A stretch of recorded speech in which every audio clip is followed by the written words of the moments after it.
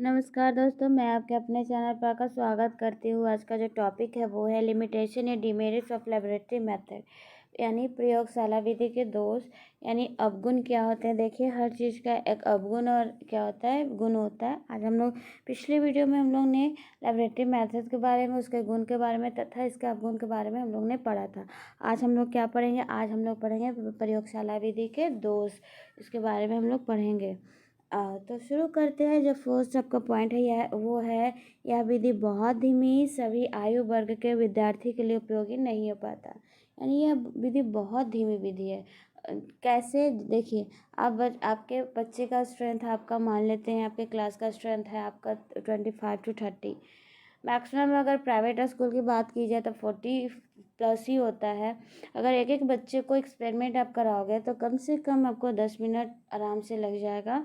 अगर 40 मिनट का बेल है, पर इक्विपमेंट भी उतना नहीं होता है, यानी कि आप इसे ऐड या सब्ट्रैक्ट करके आप समझ पाओगे कि कितना ज़्यादा टाइम कंज्यूमिंग ये विधि होता है। यानी ये बहुत टाइम कंज्यूमिंग है, बहुत ज़्यादा समय लगेगा। यानी ये क्या होगा, आपका बहुत धीमी विधि होगा। बच्चा सीखेगा, करेगा, गलती करेगा, फिर करेगा। यानी ये बहुत धीमी विधि होगी और ये सभी आयु वर्ग के विद्यार्थी के लिए उपयोगी नहीं हो पाता। मैंने पिछले वीडियो में समझाया था कि क्या कि ये 1 2 3 4 क्लास का अगर आप लैब में ले जाओगे तो उसको क्या सिखाओगे? कुछ नहीं सिखा पाओगे। उसको केमिकल्स के बारे में कुछ बेसिक नॉलेज होगा ही नहीं, इक्विपमेंट के बारे में जो नॉलेज होगा ही नहीं, क्योंकि उसका कॉग्निशन लेवल उतना डेवलप नहीं हुआ है। जब तक कॉग्निशन, बौद्धिक क्षमता विकास नहीं होगा, आप एक्सपेरिमेंट कैसे करवाओगे? अगर कोई इक्विपमेंट के बारे में आप बता भी देते तो उन्हें समझ में नहीं आएगा। इसीलिए कहा जाता है छोटे बच्चे के लिए बहुत ना के बराबर उपयोगी होता है, लेकिन बड़े बच्चे के लिए बहुत उपयोगी माना जाता है। अगला विधि है कुशल शिक्षक की आवश्यकता। हमेशा आपको ये नहीं है कि आपको कुशल शिक्षक ही मिलेगा। यानी कि इस विधि में ये भी अवगुण है कि जब तक एक कुशल शिक्षक नहीं होगा, ये विधि क्या होगा, प्रॉपर तरीके से कंडक्ट नहीं करवाया जा सकता है।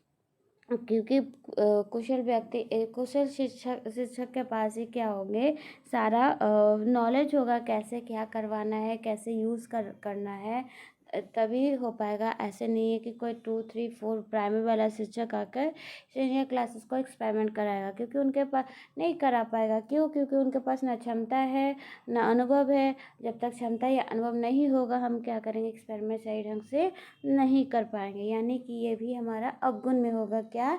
कुशल शिक्षक भी अवगुण में होंगे कि हमेशा वो अवेलेबल नहीं होंगे। अगला है आपका विज्ञान के कुछ प्रकरणों को ही इससे पढ़ाया जा सकता है।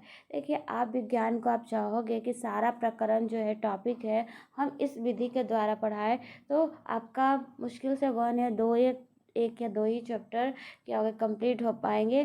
क्योंकि ये एक तो बहुत कम विधि, धीमी विधि, ऊपर से टाइम कंज्यूमिंग है। और क्या है, ये सारा विधि को, हम सारा टॉपिक को सिद्ध नहीं कर सकते हैं। कुछ ही टॉपिक है जो क्या होगा, सिद्ध हो पाएगा, प्रूफ होता है एक लैब में जाकर। इसीलिए इसको कहा गया है विज्ञान के कुछ प्रकरणों को ही इससे पढ़ाया जा सकता है।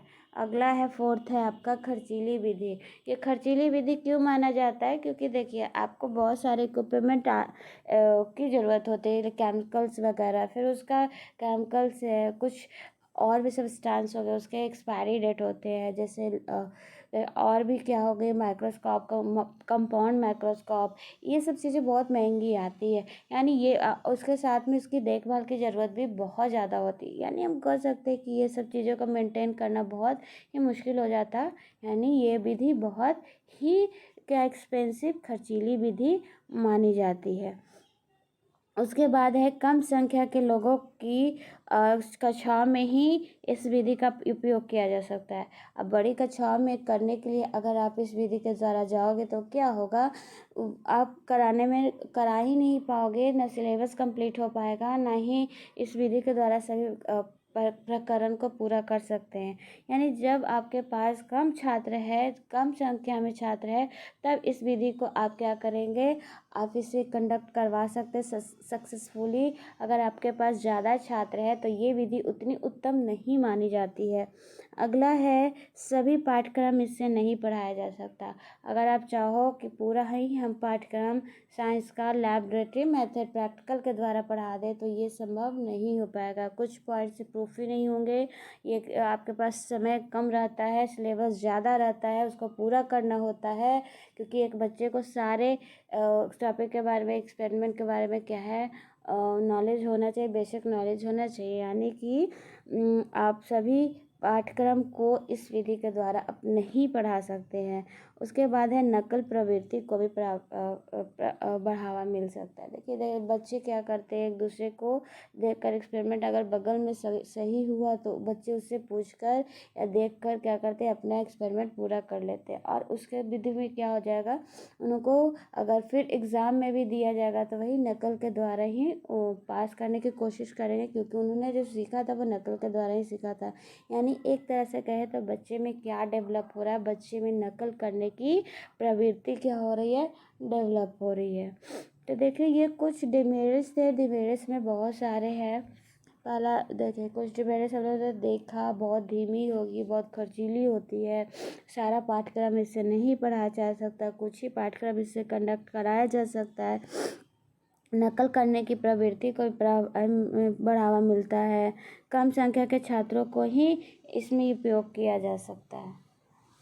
आई होप इस टॉपिक को आपने अच्छे से समझा होगा। ये टॉपिक आपका आज कंप्लीट होता है। उसके साथ में ही अगर आपको किसी तरह का डाउट है तो प्लीज़ अपना क्वेश्चन कमेंट बॉक्स में पूछ सकते हैं।